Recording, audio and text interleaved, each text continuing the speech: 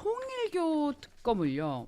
민주당이 받았어요. 그리고 저는 이게 되게 특이하게 봤는데 정청래와 김병기, 그러니까 대표와 원내대표가 회의에서 똑같은 취지로 같은 얘기를 했습니다.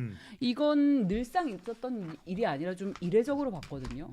분명히 회의 전에 두 사람이 입을 맞춘 거예요. 둘 다 이 건에 대해서 얘기를 하자라고 기밀하게 상의를 한 것 같습니다. 정치부 오래 출입하셨지만 대표와 원내대표가 이렇게 한 이슈에 대해서 회의에서 동시에 얘기를 한 거 본 기억이. 뭐 나름 주말 사이에 입장 정리가 됐다고 보는 건데 뭐 선의로 해석을 한다면 지난주 갤럽 여론조사 관련했을 때 민주당 지지자들 또한 특검에 찬성했다.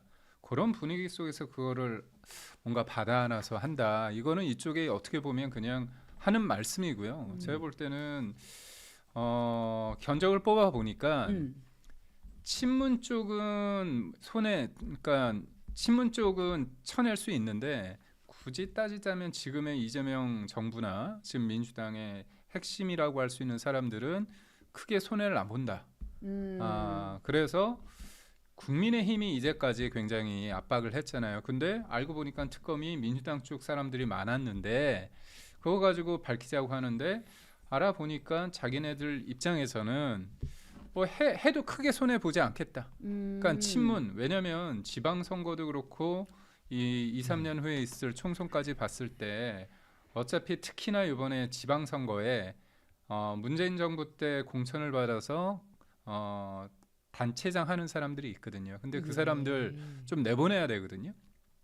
물론 그럴 때 어떤 핑계거리가 좀 필요한데 여기에서 나오는 사람들을 봤을 때 친명보다는 친문 쪽이 좀 있을 거다. 그리고 친명 같은 경우는 임종성 전 의원이 이른바 7인의 멤버이기 때문에 이재명 대통령과 가깝다는 얘기가 있지만 이미 옛날 얘기거든요. 그래서 뭔가 견적을 뽑아 보니까 해도 크게 손해는 안 보겠다는 생각을 한 것 같아요. 계산이 끝났다. 견적을 뽑아 보니까. 예. 그런데 저는 그거를 장담하지 못하는 게 예.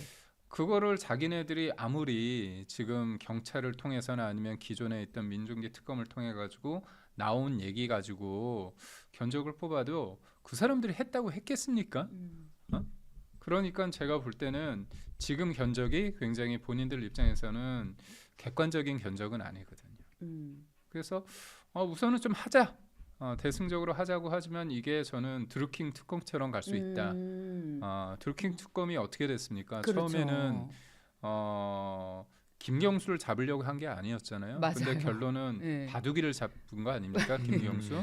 그렇죠. 그래서 뭐 수사라는 것들이 생물이라서 어떻게 될지 모르지만 저는 명목상은 뭐 국민들이 원해서 한다고 하지만 조금 내부적으로 좀 알아본 것 같습니다. 근데 저는 그 결정이 그 정무적인 판단이 본인들 뜻대로 되진 않을 거다.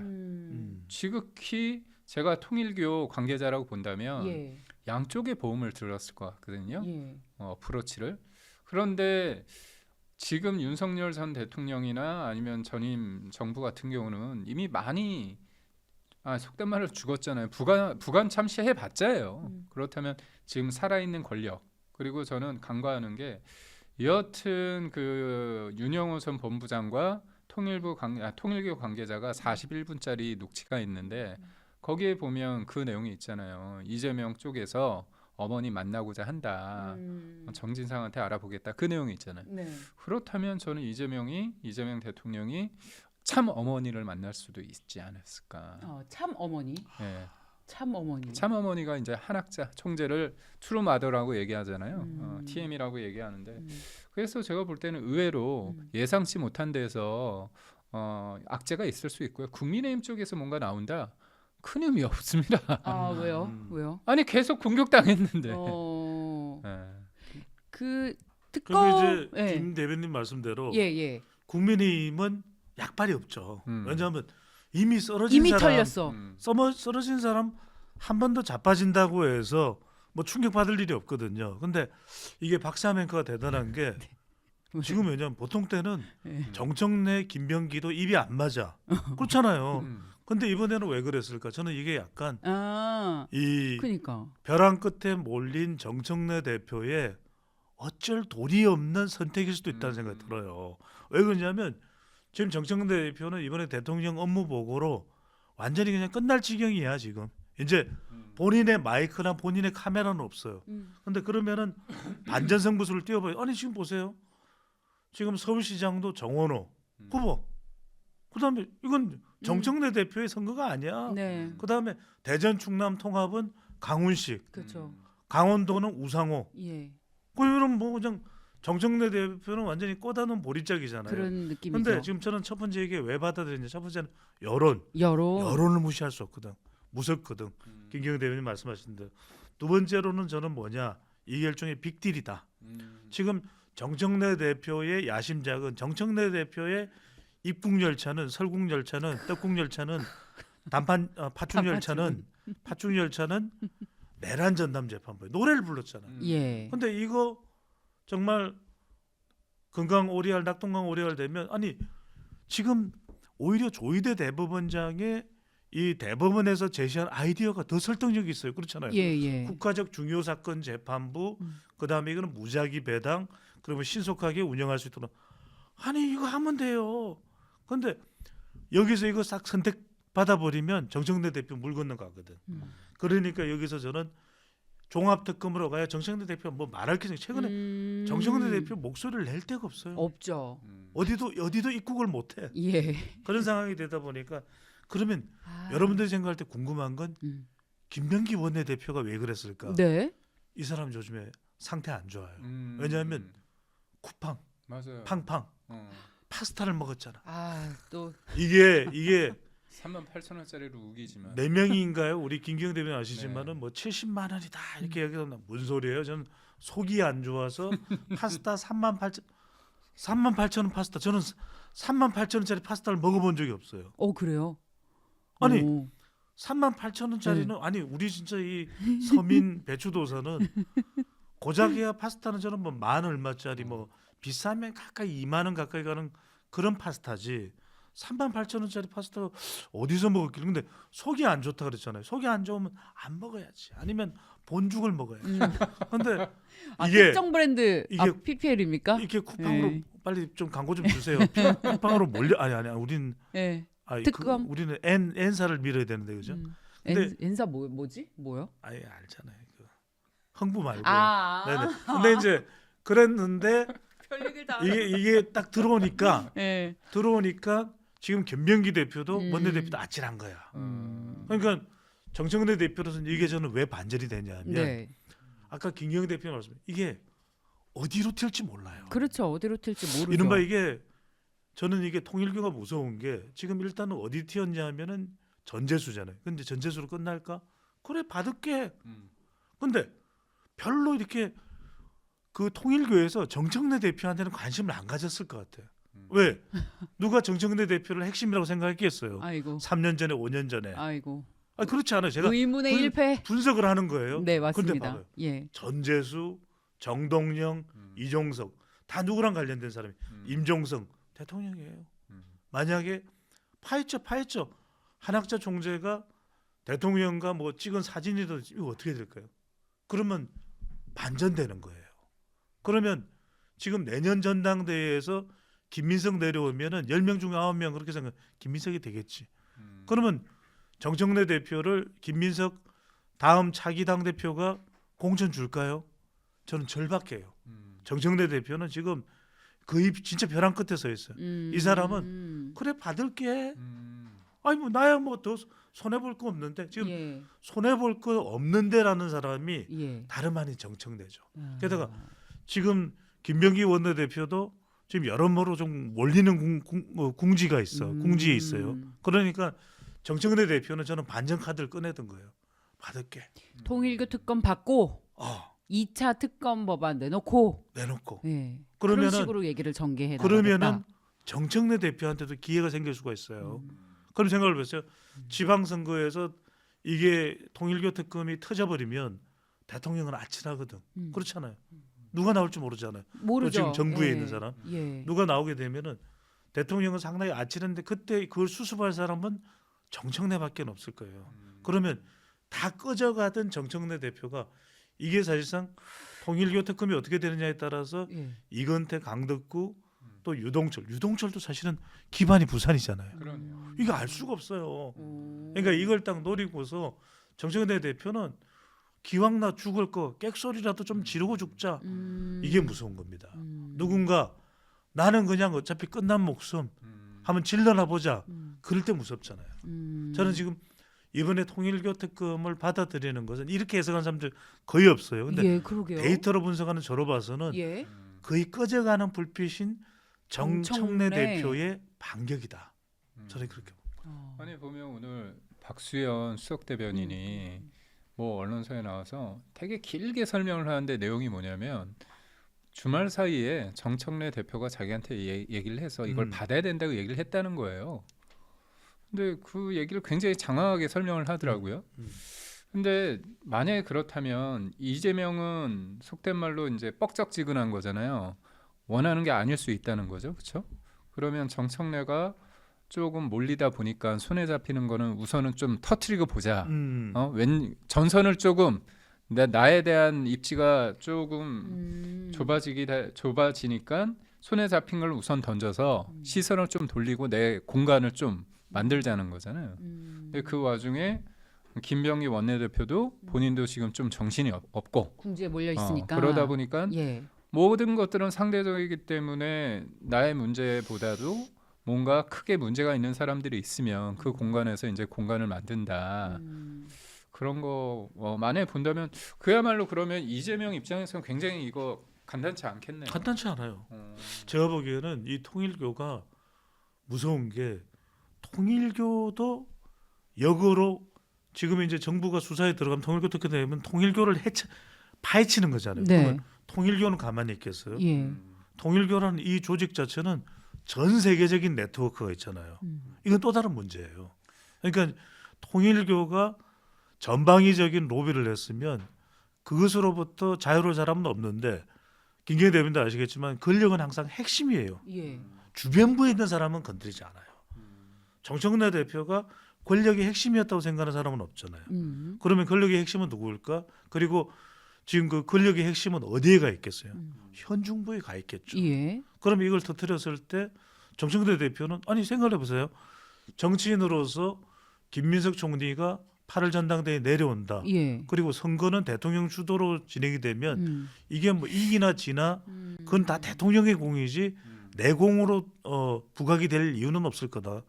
그러면 거의 정치 생명이 끝나는 마당에 이 사람이 던질 수 있는 반전 카드는 뭐겠어요? 뭐라도 던져야 되는 거예요. 존재감. 근데 예. 지금으로서는 저는 통일교다. 근데 그걸 이재명이 몰랐을까요? 그래서 저는 이제 청와대로 이사 가니까 청이라고 하면 당청 합의의 배경이 뭘까 궁금했거든요. 이 특검에 대해서 정청래가 그런 생각을 하고 있다는 걸 이재명 대통령이 모르고 받았을까요? 어떻게 이 특검 수용에 대해서 당청이 어떻게 제가 짧게 합의를 하게 말씀드리면 됐을까요? 예. 대통령은 이걸 또 안 받을 수가 없어요. 왜? 지금 여론조사 결과가 높죠. 그다음에 대통령이 이미 불을 질러놨잖아요. 뭐라고? 그 종교단체 그 뭐 해산돼요. 뭐 이러니까 또 재산 몰수와 해산까지 이야기를 이미 해버렸잖아요. 예. 근데 그런 상황에서 전재수가 이 전 해양수산부 장관이잖아요. 그런데 대통령이 특검을 거부한다. 이건 대통령한테 엄청난 부메랑이 되거든.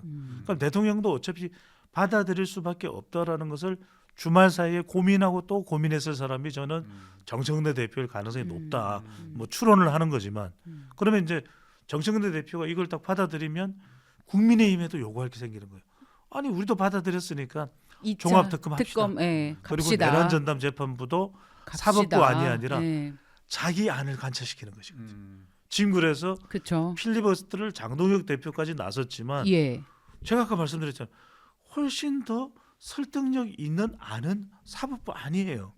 그런데도 그거는 국민의힘도 겁하기 힘든 안이거든. 사법부 아니기 때문에. 그런데도 불구하고 정청래는 자기 브랜드가 필요한 거예요.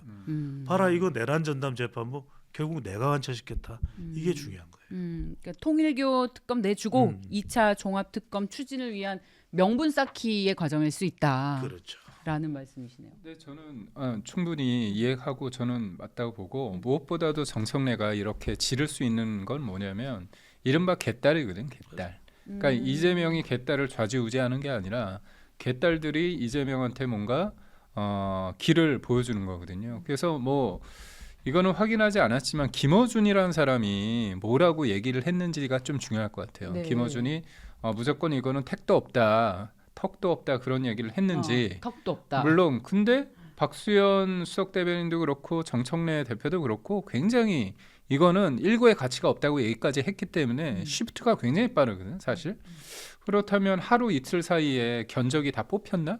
그게 아니라면 제가 예. 볼 때는 대표님 말씀처럼 돌아가는 판을 보니까 내가 진짜 무관심의 대상이 됐어. 존재감도 없어. 아이씨, 뭐 어차피 일로 가나 절로 가나 다 죽는 건 매한가지라면 한번 화끈하게 한번 터트려 보자 그럴 수도 있다는 생각이 드네요.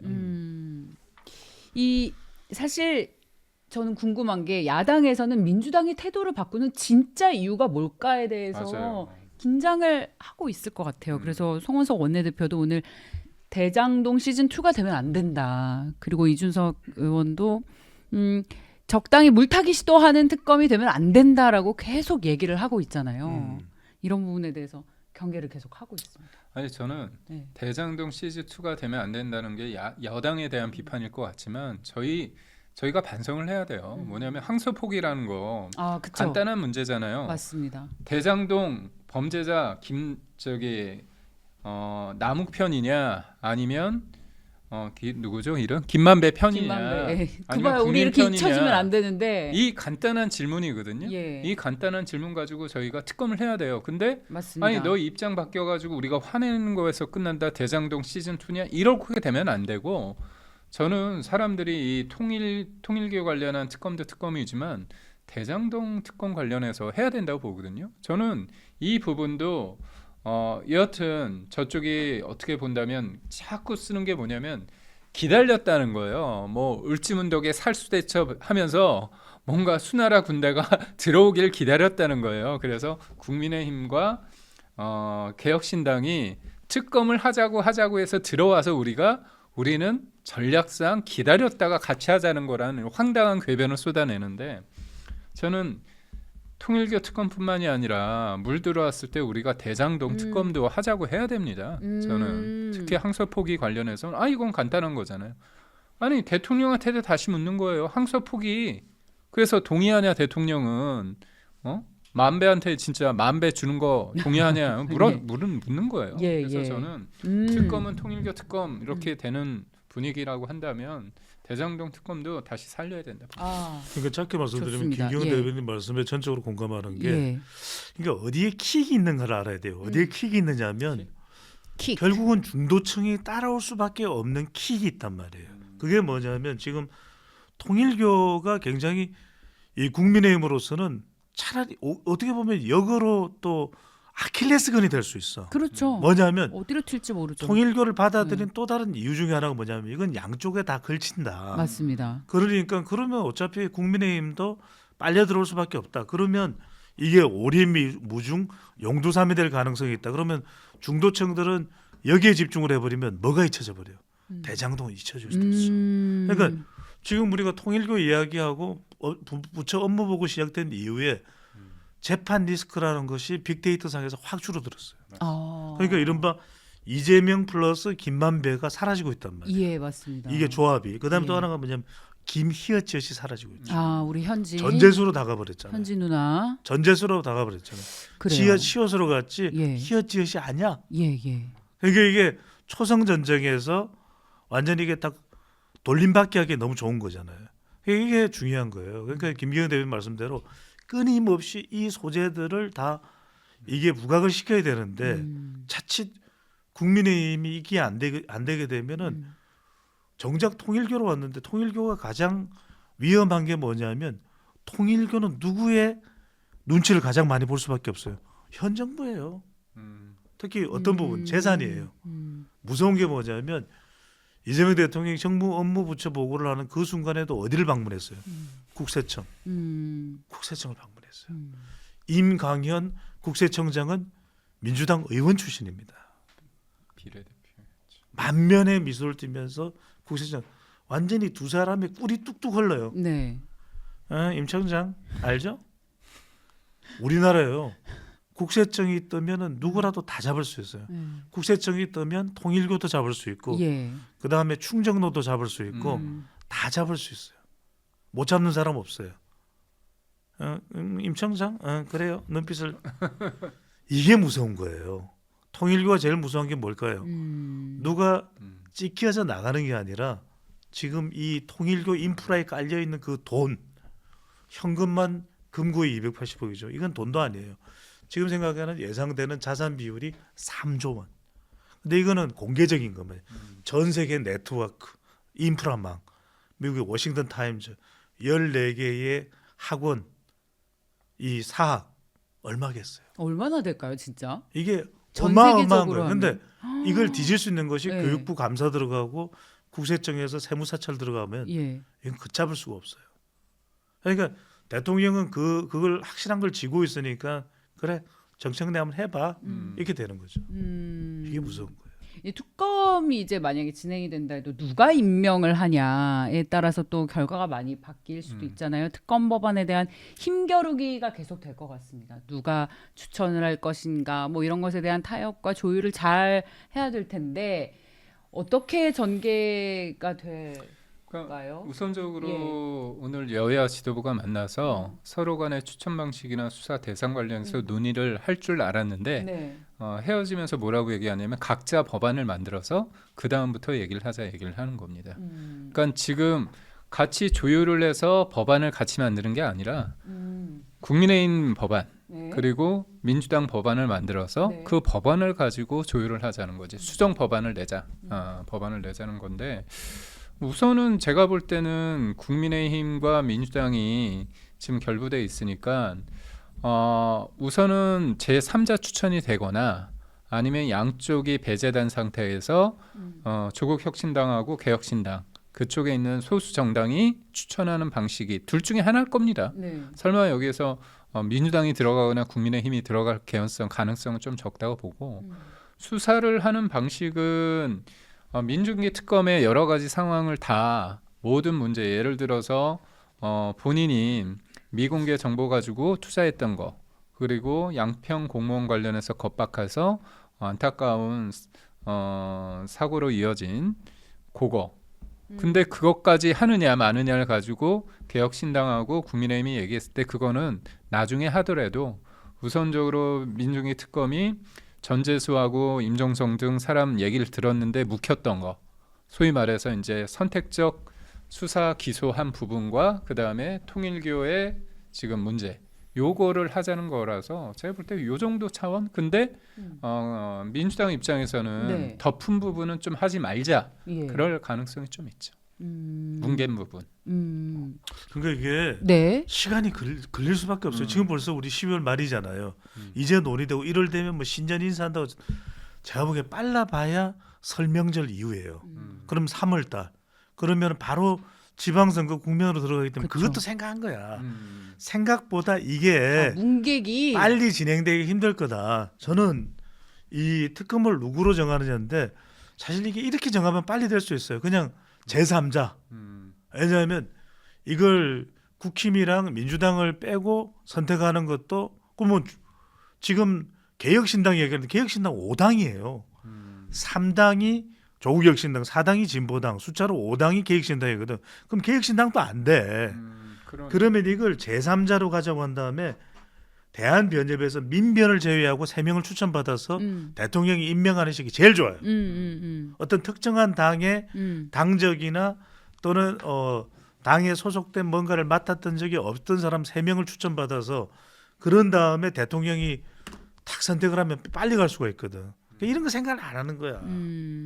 지금 그 방법이 제일 좋아요. 입국열차를 들으면 딱 되는데. 예. 우리는 입으로 다 하거든. 자 그럼 입국. 예. 예. 자 원, 투, 뿌뿌.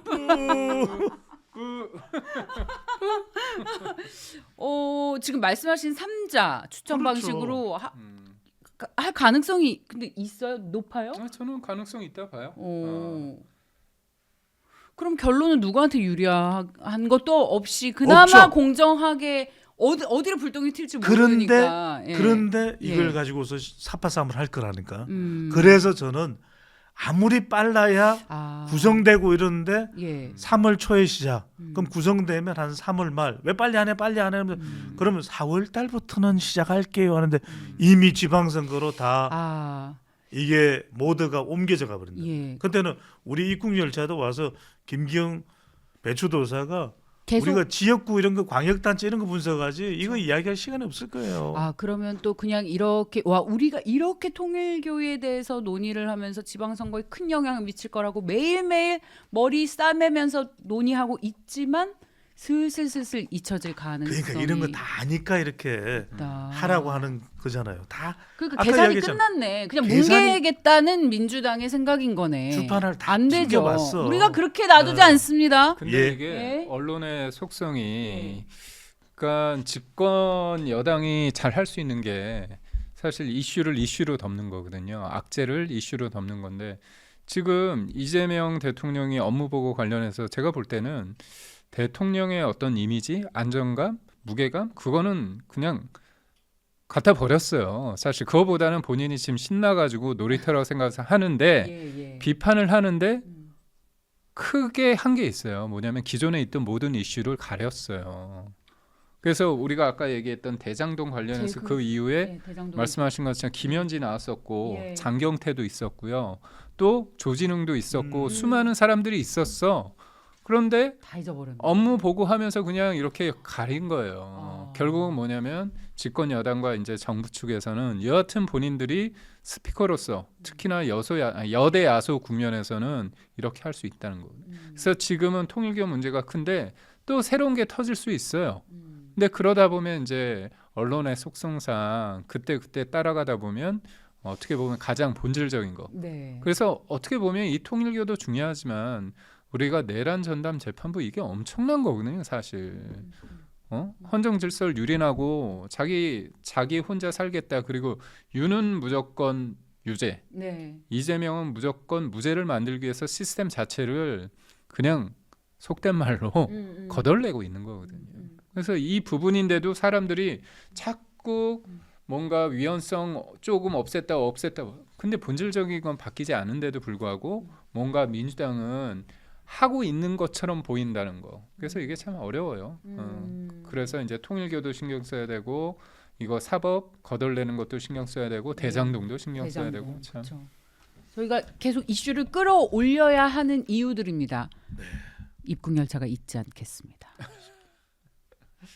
근데 저는 그런 것 같아요. 이거 넘어가기 전에 네. 사실 이번에 통일교 특검 합의는 저는 오래간만에 야당의 좀 성과가 아닌가, 국민의힘의 성과가 아니었나라는 생각을 그렇죠. 했어요. 사실 그 22대 국회 이후 이재명 대통령 출범 이후 여소야대가 아니죠.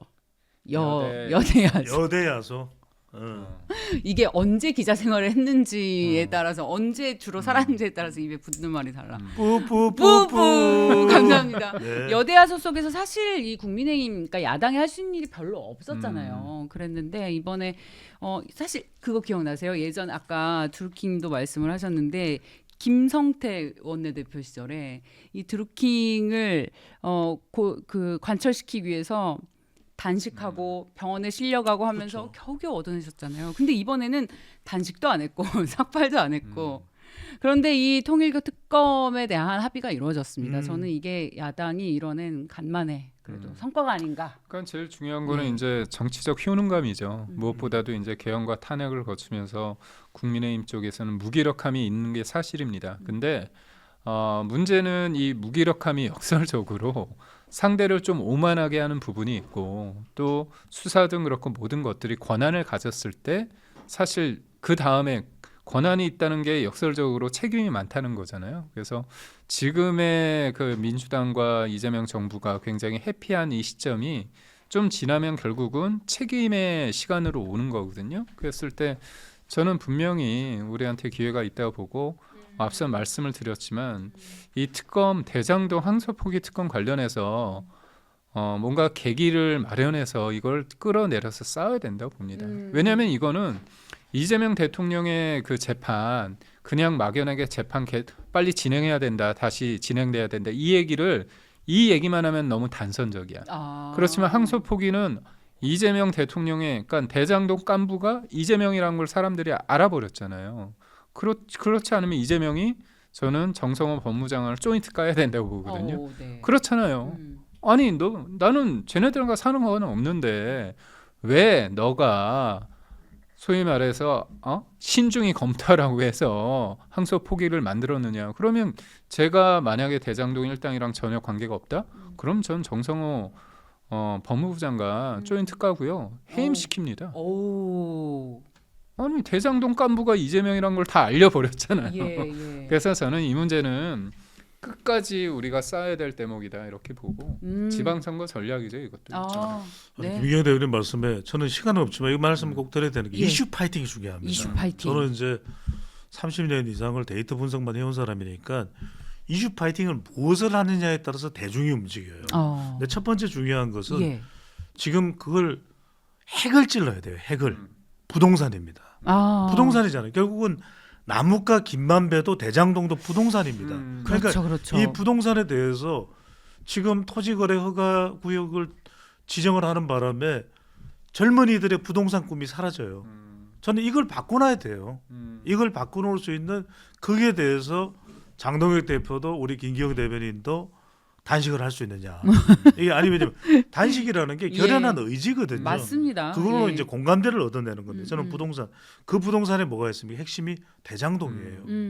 정말 그 원주민들은 쫓겨나고 젠트리피케이션이 되고 맞습니다. 들어간 사람들은 정말 대장동이라는 부동산으로서 얻는 수익이 많지 않았는데 지금 그 수익을 만 배를 올리고 있는 사람은 김만배고 욱할 정도로 역삼동, 청담동 땅을 사재기 하는 사람은 남욱이고 예. 그럼 그거에 대해서 이런 내용들을 끊임없이 동영상을 만들고 국민들에게 호소하고 해야 되는 것이 야당의 역할이죠. 그럴 때 알겠습니다. 40대, 50대도 공감할 수 있거든요. 예, 마지막으로 맞습니다. 제가 짧게 말씀드립니다. 맞습니다. 노란봉투법.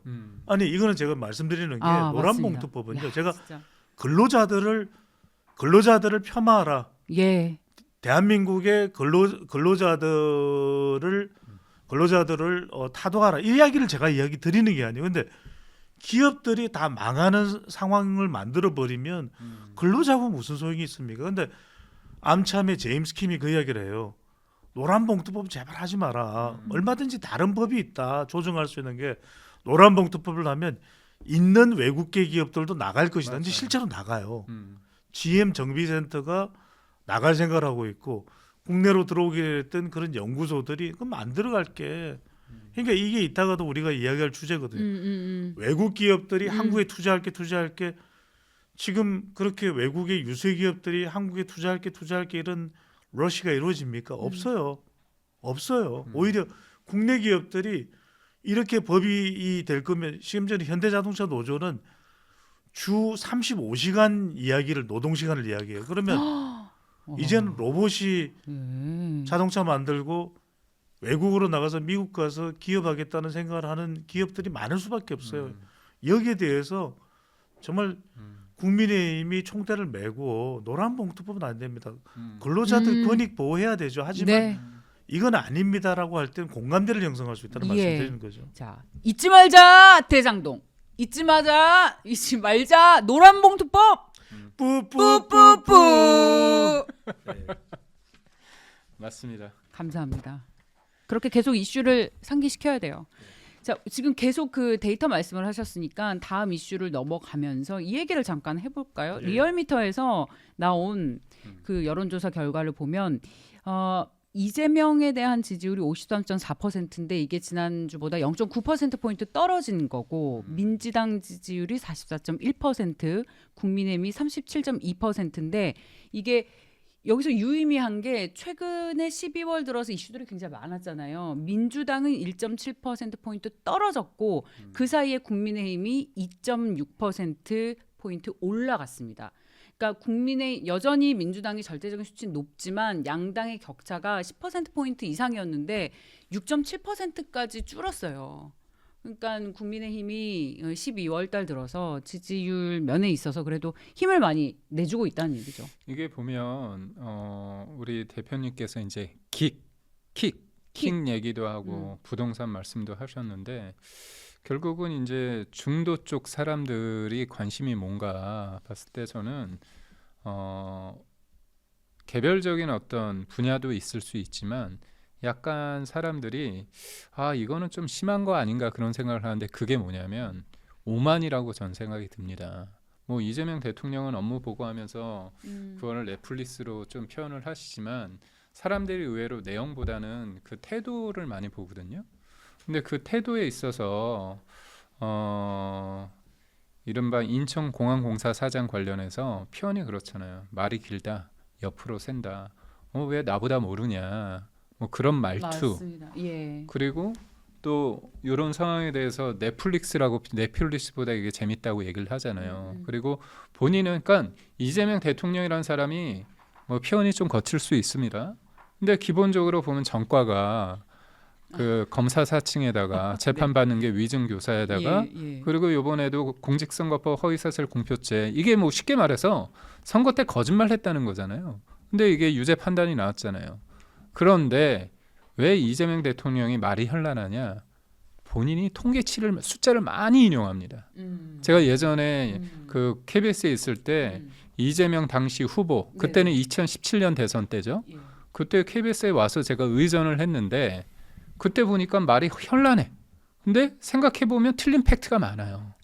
근데 이게 참 윗물이 맑으면 아랫물이 맑다고 하는데 이번에 콩 GTP 그 국장 네. 새 질문인데 다 틀리지 않았습니까? 그리고 정성훈 법무부 장관도 가석방 30%. 그러니까 그 앞에서 물으면 즉자적으로 대답하고 그렇게 하면 굉장히 있는 것처럼 얘기를 하는데 결국은 틀린 경우가 많다는 거죠. 그러니까 이런 일련의 상황을 쭉 봤을 때 이거 너무 즐기고 있는 거 아닌가. 국정이란 거는 조금 무게감이 있고 책임감이 있고 통합의 언어를 써야 되는데 대통령의 이미지와 대통령의 언어가 너무 오만하고 너무 날린다. 가볍다. 경박스럽다. 제가 조금 심하게 얘기한다면 진짜 경박스러워요. 그렇기 때문에 이게 어떤 의미냐. 네. 중간에 있는 중도에 있는 분들 입장에서는 저는 지켜보고 있다는 거죠. 그러니까 그런 측면에서 그리고 이게 권력이 한쪽으로 쏠리다 보니까 내년은 지방선거에서는 분명하게 작용과 반작용이 저는 있을 거라고 보고 있고 그래서 국민의힘에 대한 아쉬움과 불만과 비판의 목소리는 여전하지만 그래도 지금의 상황에 있어서 또 무엇보다도 사법부를 이렇게 능멸하는 걸 보면 뭔가 지금 민주당과 이재명 정부 측에 대해서 저는 올겨울 지금의 상황과 그리고 저는 장동혁 대표가 지난 금요일 날 충청에서 한 워딩이 그 변화의 어떤 예고편이라고 할 수 있거든요. 네. 그렇다면 변화의 부분에 대해서 무게감을 국민들이 주신다면 민주당의 낙폭은 좀 심하게 있을 수 있다. 민주당은 더 떨어질 것이고 저는 민주당과 골든 국민의힘이- 크로스도 우리가 어떻게 하느냐에 따라서 예. 그러니까 우리가 어떻게 하느냐에 따라서 저들의 어떻게 보면 민낯과 악행에 대해서 사람들이 좀 더 분명한 의사 표명을 할 거다. 저는 그런 생각입니다. 저는 어떻게 하느냐를 좀 말씀을 드리고 싶어요. 네. 왜냐하면 기대감만 가지고 우리 늘 그러잖아요. 엄마, 아빠, 제가 열심히 해서요. 국어 100점 맞으면 뭐 노트북 사주실 거예요. 제발 100점 먼저 맞아보세요. 그게 뭐냐면 이게 어떤 기대 심리 또는 또 상대방이 또 자빠질 거다라고 하는 또 희망 이게 고문이 되면 안 되거든요. 근데 저는 이게 지금 뭘 말씀드리냐면 지금 분명한 것은 네. 대통령의 지지율이 오히려 업무 보고를 하는데도 불구하고 내려갔어요. 떨어졌죠. 큰 비율은 아니지만 53.4%로 0.9% 직전 포인트. 조사보다는 0.9% 포인트가 내려갔고 네. 부정평가는 0.7%가 올라갔어요. 예. 그러니까 말하자면 명플릭스를 기대했지만 이른바 흥행 또 상황을 기대를 했지만 정작 이거는 정치를 사유하는 명폴리틱스가 돼버렸다. 이걸 제가 칼럼을 썼어요. 명폴리틱스가 돼버렸는데 명플렉스가 아니라 네네. 제가 조선일보에 칼럼을 썼는데 지금 조회수가 상당히 높아요. 근데 저는 이런 말씀을 꼭 드리고 싶은 게 우리 김기영 대변인은 앞으로 또 정치를 계속 해나갈 분이고 인천에도 지역구를 두고 있잖아요. 즉 본인의 그 당협 지역구를 두고 있죠. 저는 이 이야기를 참 많이 했어요. 상대방이 두려운 게 뭐냐면 상대방을 연구했을 때 두려워하거든요. 저는 이재명 연구와 민주당 지지층 연구를 진짜 많이 해야 된다. 네. 국민의힘이. 네. 그리고 그 연구하는 팀이 있어서 공유를 해야 돼요. 많은 분들이 지금 입국열차를 보는 이유도 콘텐츠가 있으니까 보실 거예요. 네. 왜? 저는 이 말씀을 했습니다. 제발 좀 국민의힘이 40대를 좀 연구해라. 40대, 50대. 40대, 50대가 묻지도 따지도 말고 말 그대로 묻지도 따지도 말고 민주당을 지지해요. 이재명 지지해요. 그런데 물어봐요. 제가 왜 지지하냐? 답을 못해요. 그럼 연구를 해야죠. 그리고 또 경기도는 지금 국민의힘이 이길 기대를 못하고 있는 지역이 경기도야. 그런데 제일 유권자가 많은 데가 경기도예요. 호남은 아예 이기기 힘들고 근데 경기도를 이기게 되는데 경기도 연구를 안 해요. 그다음에 마지막으로 저는 뭐냐, 화이트 칼라 사무직은요, 대기업 다니는 사무직이 많은 곳이 어디냐면 또 대기업 직원들이 집중적으로 분포한 곳이 수원이야. 수원에 지역구가 5개 있거든요. 아시죠? 전부 다 민주당이야. 수원시장도 민주당이야. 수원 사람들한테 물어봅니다. 묻지도 따지도 말고 민주당 지지하거든. 이유가 뭐냐면 잘 모르겠는데요. 이 연구를 해야 돼요.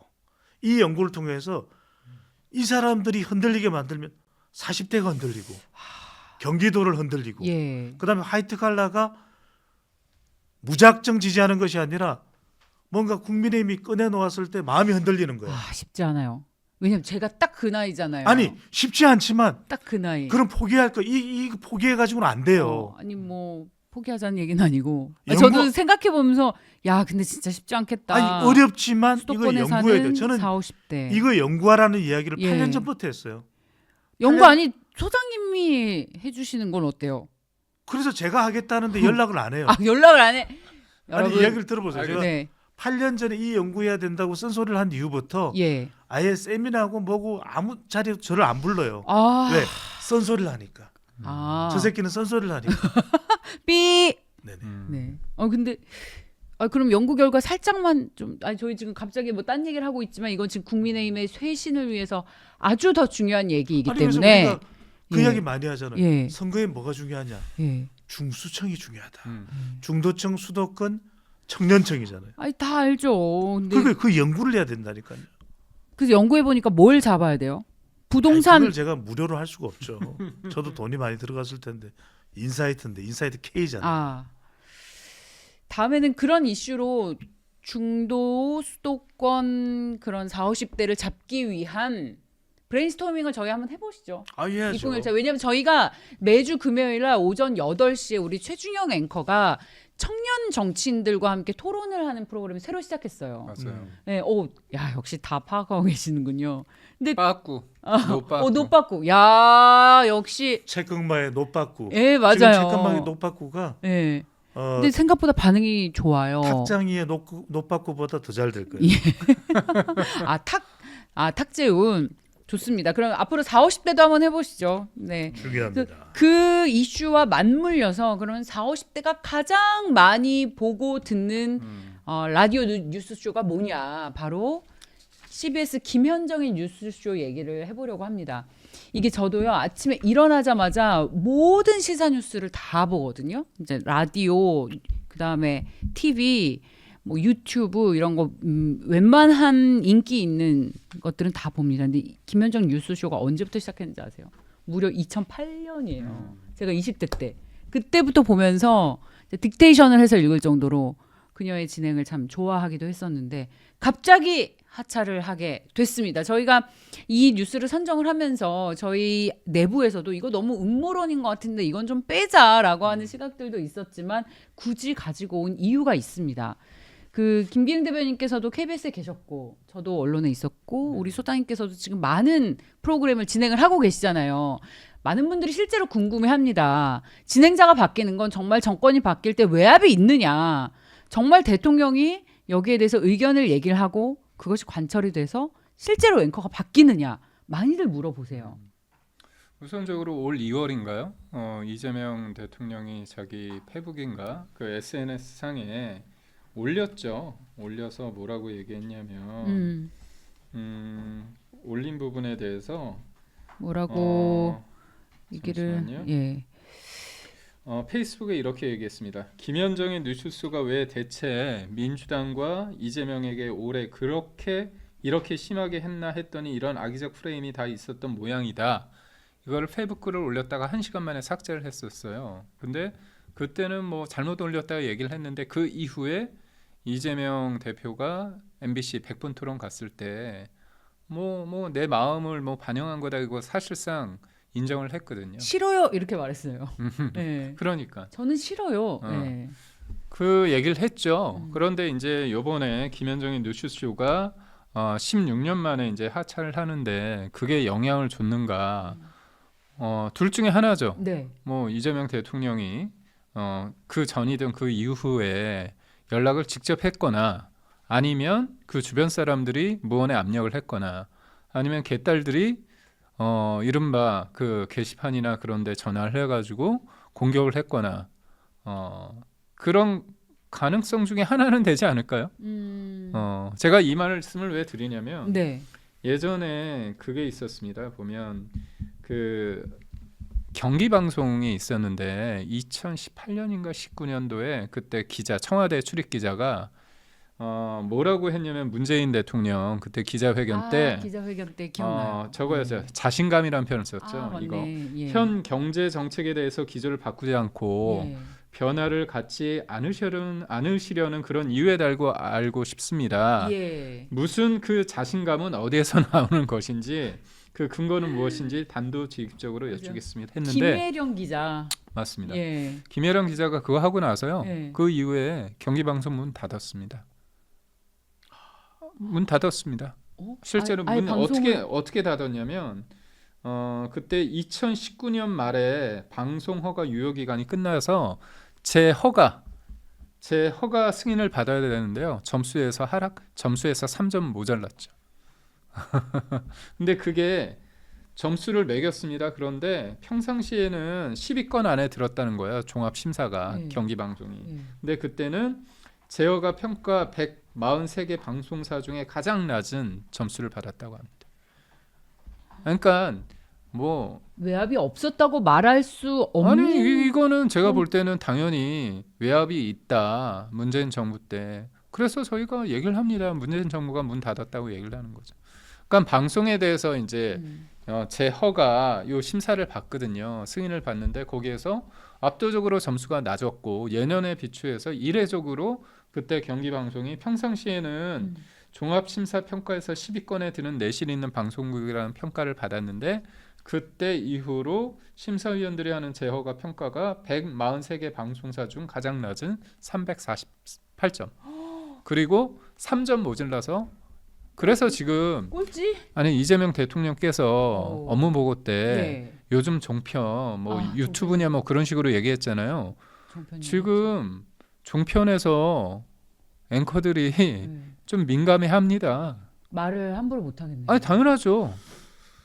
왜냐하면 아니 그거는 진짜 방송미디어통신위원회에서 그걸 하잖아요. 예. 그쪽에서 이제 목줄을 잡고 있는 거거든요. 이거는 굉장히 권력이 사실상 언론을 지배하고 있는 상황이죠. 눈치 봅니다. 그거. 눈치를 안 볼 수 없죠. 그러니까 예. 김기현 대변인 말씀대로 예. 종합 편성 채널에서 운영하는 유튜브들이 꽤 많아요. 맞습니다. 그러다 보니까 예. 실제로 이제 대체적으로 뭐 JTBC 근데 지금 저는 뭐 있는 그대로 이제 객관적으로 말씀을 드리는 거니까 매체 중에서 이제 이 조선일보가 이 관계 있는 뭐 TV조선에서 운영하는 유튜브 그리고 채널 A 이제 동아일보 관련돼 있죠. 뭐 중앙일보는 이 JTBC와는 전혀 다른 노선이기 때문에 그러니까 이제 이쪽에서 운영하는 유튜브들은 대체로 비판적일 거예요. 그러면 그때 그 비판이라고 이제 종편인지 뭐 유튜브가 뭐 왜 이래요? 뭐 이런 데는 그 매체들을 이야기하겠죠. MBC를 이야기하는 건 아닐 거 아닙니까?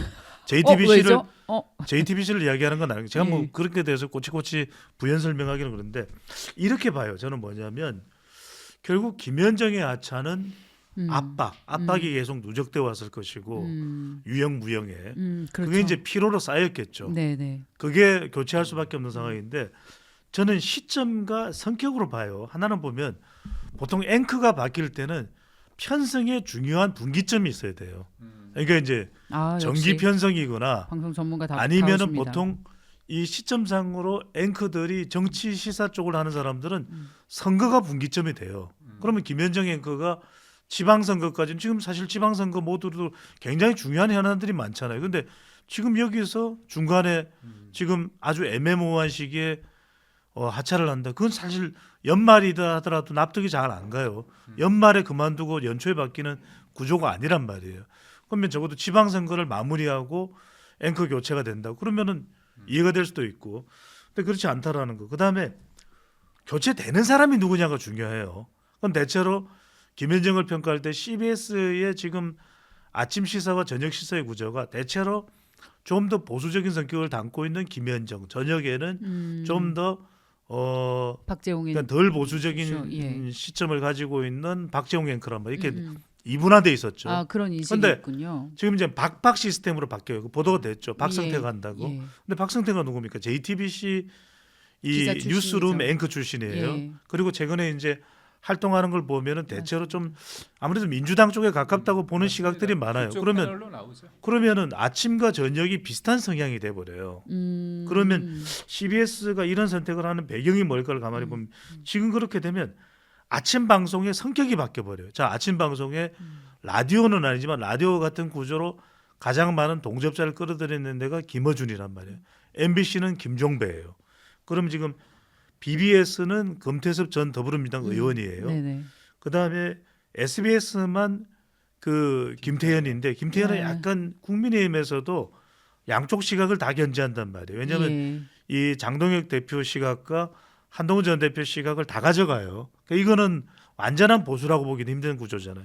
그런데 지금 CBS가 박성태 체제가 되면은 성격상 아침이 이제는 거의 한쪽으로 기울어졌다고 봐도 과언이 아닐거. 왜냐하면 전 매체가 아침 방송 중에 보수를 표방하면서 생각나는 매체가 있습니까? 지금 없잖아요. 이국열차 아침으로 옮겨야 되나? 아니 저기 예. 우리 대표님이 저는 저녁에. 토요일 날 하시는 네. 또 시사 아니 아니 저기- 그거는 뭐 라디오가 아니니까요. 아. 그냥 유튜브니까요. KBS 하고 계시는 게 KBS는 그냥 라디오. 저녁이니까. 저녁. 저는 또 더군다나 열린 토론이기 때문에 토론 예. 프로그램이기 때문에 음. 앵커의 멘트량은 지극히 많지가 않아요. 또. 예. 그러니까 이런 구조에서 사실상 아침에 네. 김현정 앵커의 특징이 뭐냐면 굉장히 좀 돌발 질문, 파격 질문을 해왔는데 그게 이제 CBS라는 매체 내에서의 본인의 견고한 위치를 통해서 그런 이야기를 할 수 있었단 말이에요. 그런데 박성태로 교체된 배경은 뭐겠어요? 박성태가 가지고는 그 박성태에 대해서 제가 뭐라고 왈가왈부하는 게 아닙니다. 그러면 그 성격 자체가 아침 친민주당. 저녁이 예. 다 이제 같이 가는 구조인데 지금 아침 방송 제가 말씀드렸죠. MBC, 그다음에 CBS, 그다음에 BBS 등등등이 네. 그럼 이거는 어떤 그건 뭔가 지금 김기영 균형이 안 대변인도 맞는다. 언론인 출신이지만 그 이야기 예. 할 거예요. 이게 균형이 맞는 밸런스의 구조는 아니라고 생각할 가능성이 높을 거예요. 그 회사 다니실 때 이런 걸 직접적으로 느끼신 적이 있으세요? 정권이 바뀌었을 때. 아니, 정권 바뀌고 KBS는 다 바뀌었는데요.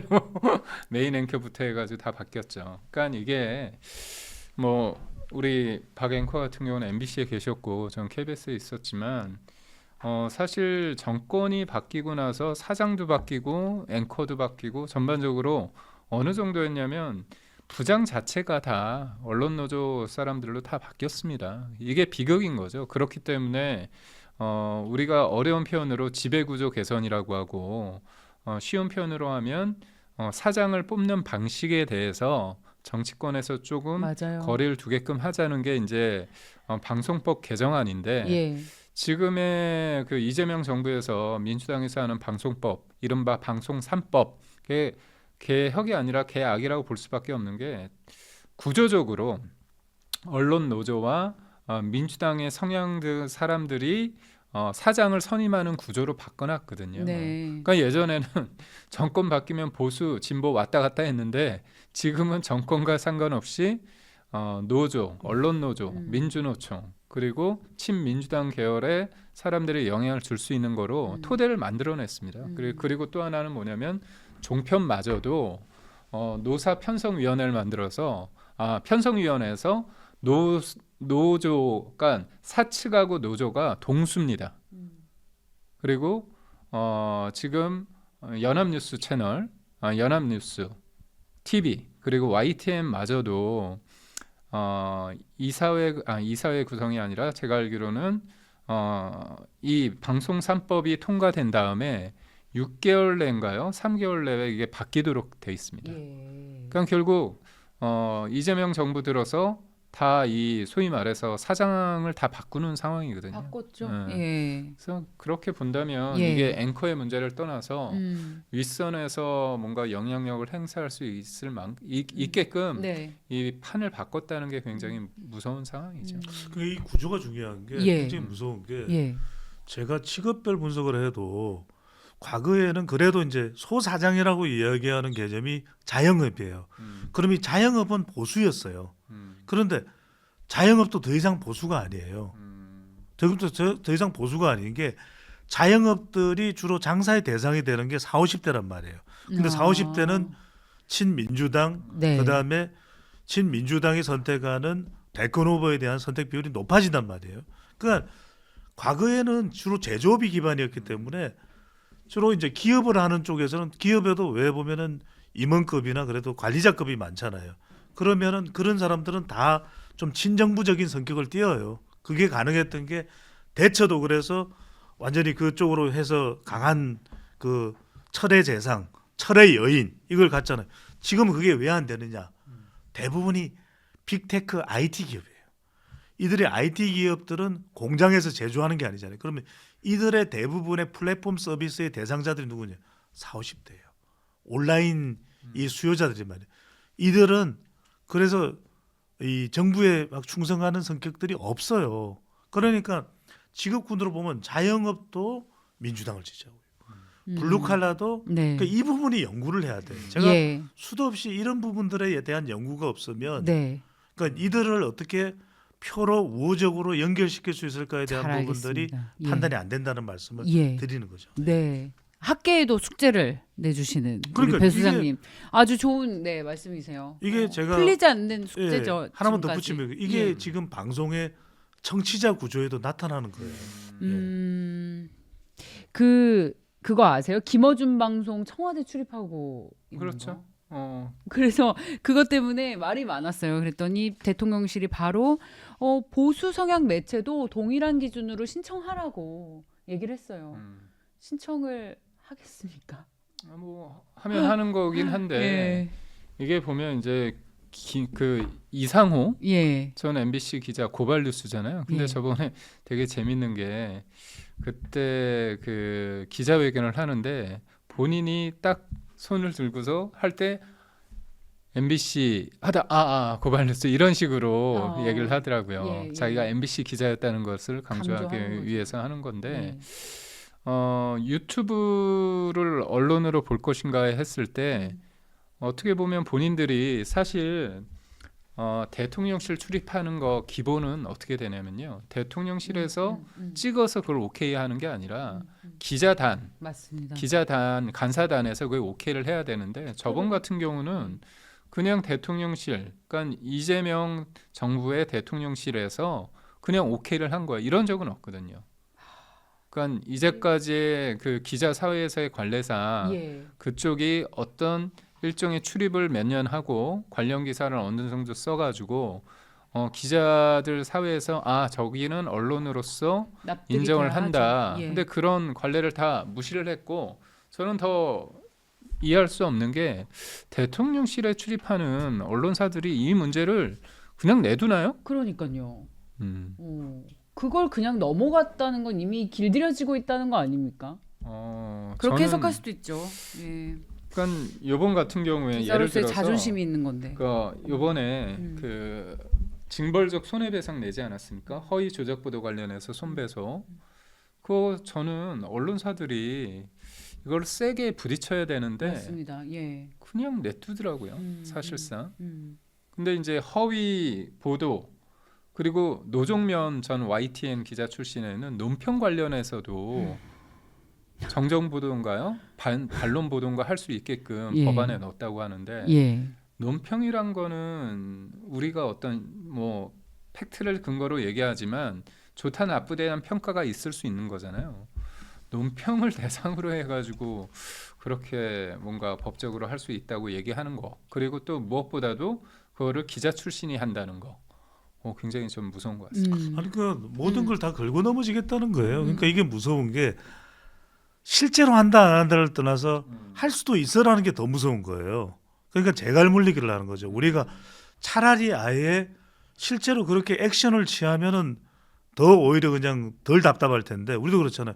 세무조사 나갈 수도 있어.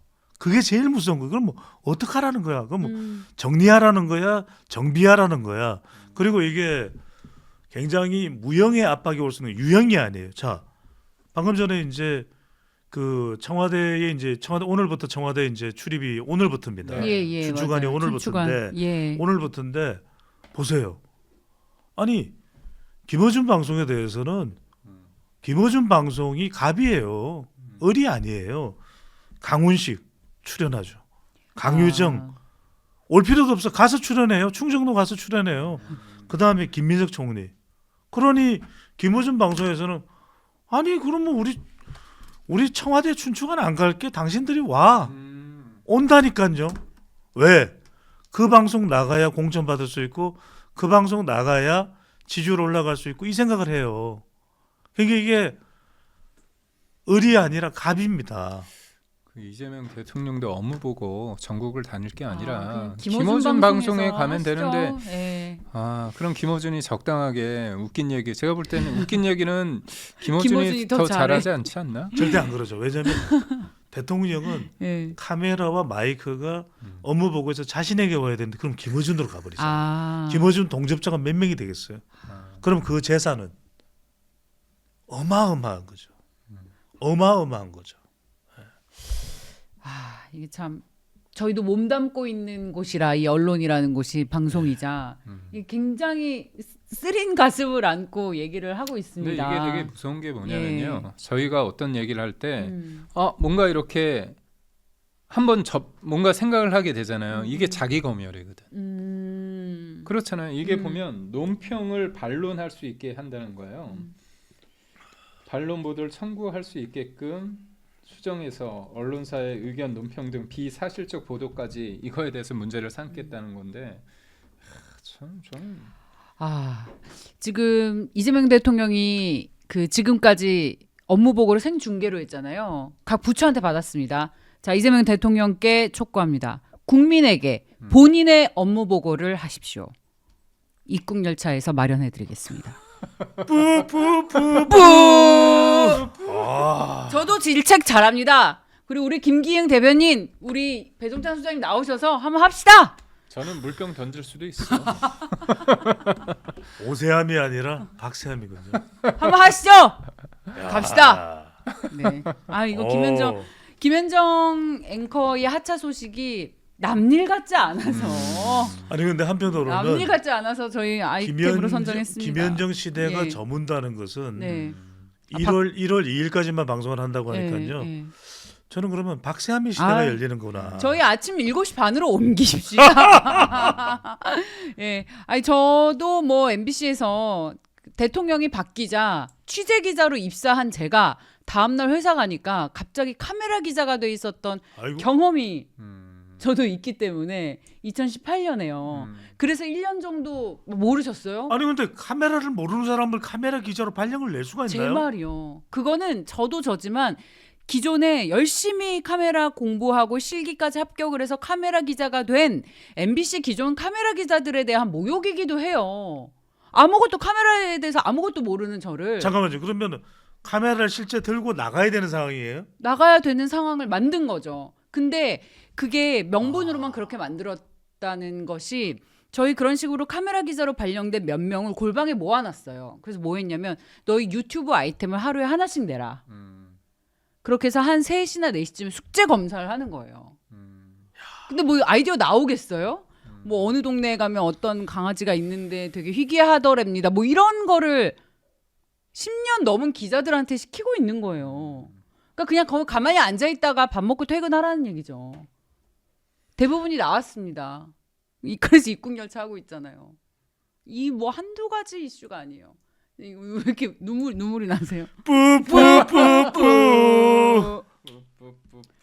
네, 자 이게 드러난 사안이 김현정 앵커 하나여서 그렇지 아마 곳곳에서 말씀하셨듯이 자기 검열을 하고 입에 재갈을 물리는 그런 상황들이 많을 겁니다. 저희들이 계속 감시를 해야 됩니다. 그리고 저희가 얘기하고 있는 도중에 단독 뉴스가 나왔어요. 8시 6분에 한겨레 단독입니다. 자막 띄울 수 있으면은 PD님 부탁드릴게요.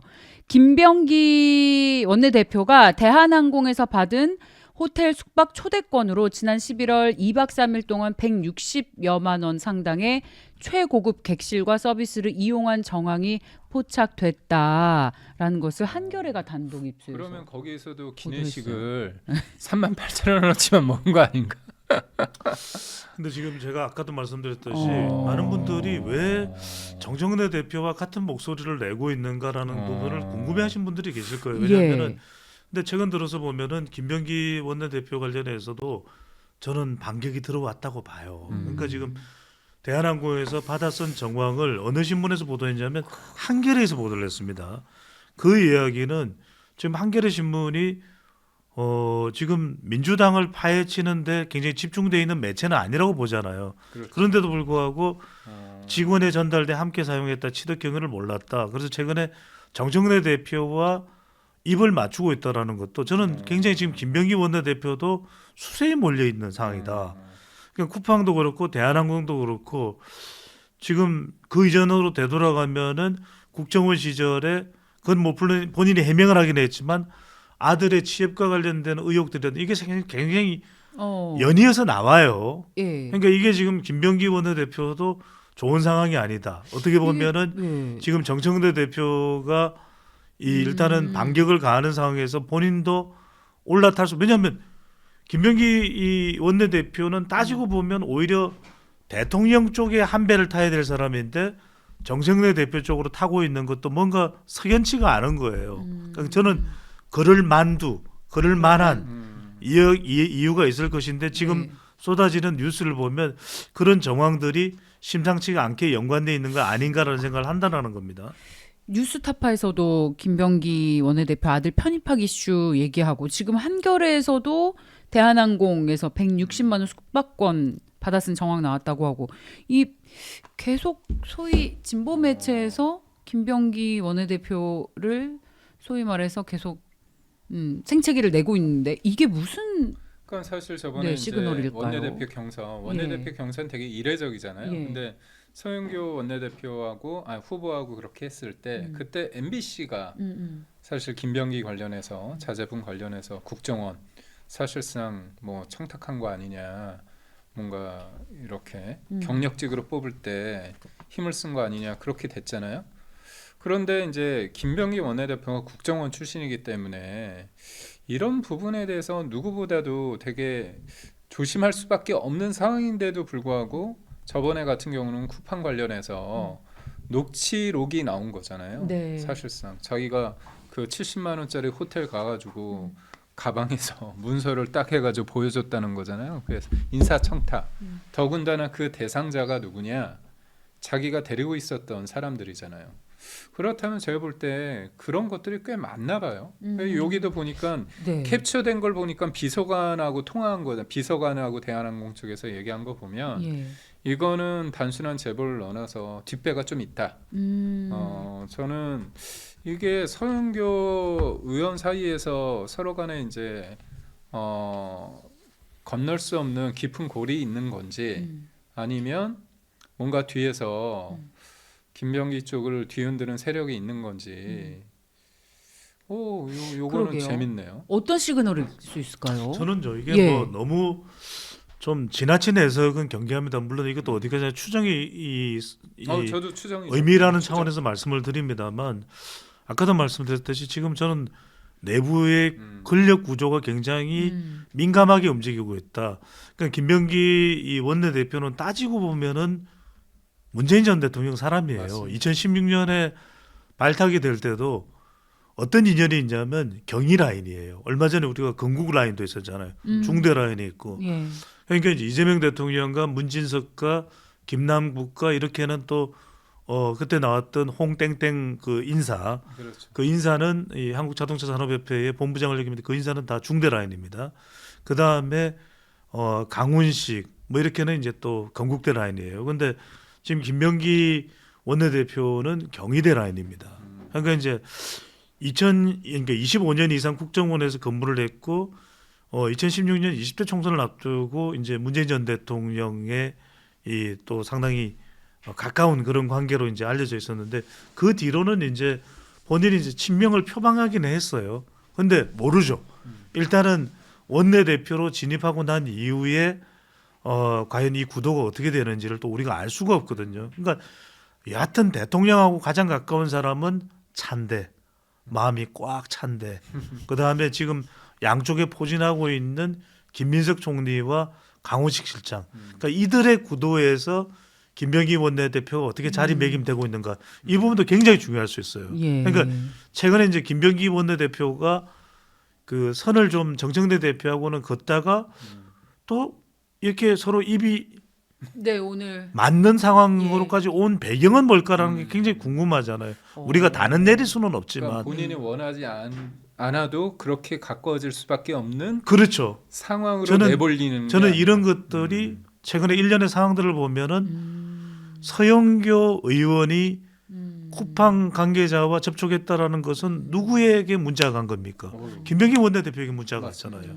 그러면 또 김병기 원내대표의 이 아들과 관련된 그 부분을 예. MBC가 보도했다고 말씀하셨죠. 네. 그럼 그 연유는 어떻게 될까? 그것도 그때 이 원내대표로 각축천을 벌이던 그런 차원인데 그러고 나서 그 이후에 지금 쿠팡의 파스타 이야기가 나오는 그 일련의 과정들을 보면은 이게 무슨 조선일보나 이런 쪽에서 파헤친 내용이라기보다는 오히려 지금 단독으로 나온 것도 네. 대한항공도 한겨레 신문이란 말이거든요. 그러니까 이 점이 묘해요. 그러면 사실상의 내부 정보가 이렇게 있는 것 같아요. 전달이 된 거 아닌가, 네. 노출이 된 거 아닌가는 이게- 어떤 의미일까? 그렇죠. 이 부분이 저- 굉장히 의심스럽다라는 네. 거예요. 제가 볼 네. 때는 이 대한항공 카톡도 전 보좌 직원이 직접 공개를 한 거잖아요. 아 그래요? 네, 본인 카톡을 공개한 거예요. 한결에. 굉장히 화가 났다는 거예요. 뭔가 있습니다. 앞으로 터질 게 더 많을 수 있을 것 같아요. 아니 그러니까 그 네. 쿠팡 관련해 가지고 그 쿠팡 대표하고 그 70만 원짜리 식사를 하면서 물론 본인은 38,000원짜리 파스타 이만큼 먹었다고 하는데 그때 김병기가 가방에서 말을 안 하고 이렇게 보여줬다는 거잖아요. 근데 그 사람들이 누구냐? 자기 방에 있던 사람들 쿠팡 측에 있던 임직원 관련해서 누구는 해외로 가고 누구는 잘렸다는 거잖아요. 그렇다면 자기가 데리고 있는 사람들과의 관계가 그렇죠. 그다지 좋지 않다는 거고 또 하나는 뭐냐 서영교 의원 관련해서 자기가 보고받은 그 텔레 내용 보면 네. 거기에 나오는 쿠팡 측 인사 물론 서영교는 쿠팡에 키익도 없다고 얘기하면서 자기는 대한변협 사람을 만났다고 하지만 여튼 대한변협 사람이면서 쿠팡 인사였잖아요. 아직 그 계약이 끝나지 않았는데 그 사람도 보좌진 출신이거든요. 근데 그 사람도 언급이 돼서 그 사람이 언급됨으로 해서 본인도 좋을 건 없단 말이야. 그렇죠? 그렇게 되면 김병기 원내대표와 같이 일했던 사람들과 김병기 원내대표 사이에 좋은 관계는 아니구나. 그러다 보니까 지금 이 비서관이 만약에 한겨레에 자기 카톡을 깠다고 한다면 왜 깠을까? 그렇다면 이제 확실히 당신과 나는 앞으로 볼 사이가 아니라는 거잖아요. 그렇죠. 그럼 그 이유가 있겠죠. 앞으로 또 피디님 무슨 사진이 준비돼 있어요? 피디님, 최 피디님 무슨 사진 있나요? 아 카톡 네 올려주세요. 앞서 아. 한겨레 신문에서 보도한 대한항공요. 네 대한항공 카톡 사진 올려주시기 바랍니다. 어쨌든 저희가 지금 몇 가지 사례로 미루어 본 결과 김병기 원내대표 관련한 일들은 또 재밌네. 통일교 다음은 김병기 원내대표인가요? 자, 촉각을 곤두세우겠습니다. 그러니까 근데, 계속- 근데 왜 사진 안 보여줘? 계속 민주당 네. 당내에서 뭔가 나온다는 나오고 거예요. 있네요. 왜냐하면 네. 지금 대통령도 업무 보고 하고 있는데 음. 이런 내용들이 나온다라는 것이 보통의 경우에는 잘 안 나오거든요. 지금 임기 초반이고 또 절대적으로 수적으로도 민주당이 우세한 상황인데 지금 내용이 나오고 있다. 카톡의 네. 내용이 나오고 있다. 예. 예. 제가 좀 말씀을 드리자면 네. 권력의 정점은 지났습니다. 지금 어떻게 보면 이게 권한을 많이 가지고 있다는 게 한편으로는 책임질 일이 많잖아요. 가지 많은 나무 바람 잘 날 없다고 이쪽이 뭐 표현이 좀 거칠게 그러면 다 해먹고 있어요. 진짜 아니 쿠팡이 누구한테 줄 수겠습니까? 당연히 민주당 쪽에 가는 거지. 국민의힘 쪽 쳐다도 안 볼 겁니다. 여하튼 왜냐 입법을 무지막지하게 본인들 마음대로 하고 있잖아. 다수의 폭정으로. 그렇다면 그쪽으로 다 쏠리거든요. 근데 그거를 본인들이 자제나 절제를 하는 게 아니기 때문에 작년 상황 아닙니까? 국토위 위원으로 있을 때 대한항공이 일종의 이거 잘 봐달라는 거잖아요. 근데 그거 관련해서 이걸 다 받았던 사람이 다 지금 공개를 하고 있으니까 저는 그리고 언론도 문제가 뭐냐면 쿠팡 관련해서 그거 굉장히 이거 엄청난 일이잖아요. 네. 아니 쿠팡 대표한테 보여주고 인사의 영향력을 행사하고 그리고 그 녹취가 있고 근데 그게 별로 다른 데서 보도를 안 합니다. 저 회자가 네. 많이 안 그거는 돼서. 사실 집권 여당의 원내 대표라는 그 권력에 의해서 언론이 알아서 기고 있는 겁니다. 그거는. 예. 그래서 전 뭐 한겨레 보도를 보고 네. 앞으로 1년의 상을 보겠지만 지금 언론이 과연 살아있는 권력에 대해서 제대로 보도를 하고 있는 거에 대해서 저는 뭐 그렇지 않다고 봅니다. 네. 예. 저희 마지막 이슈 하나가 더 남아서요. 그렇습니다. 네. 넘어가도 괜찮을까요? 아 그럼요. 네. 어쨌든 이 관련한 사항은 저희가 늘 잊지 않고 계속해서 환기시키면서 여러분들과 함께 이야기를 나누도록 하겠습니다. 자, 마지막 이슈입니다. 한 9시까지만 함께 하시죠. 알겠습니다. 5분 남았습니다. 어제 한동훈 대표가 토크 콘서트를 했잖아요.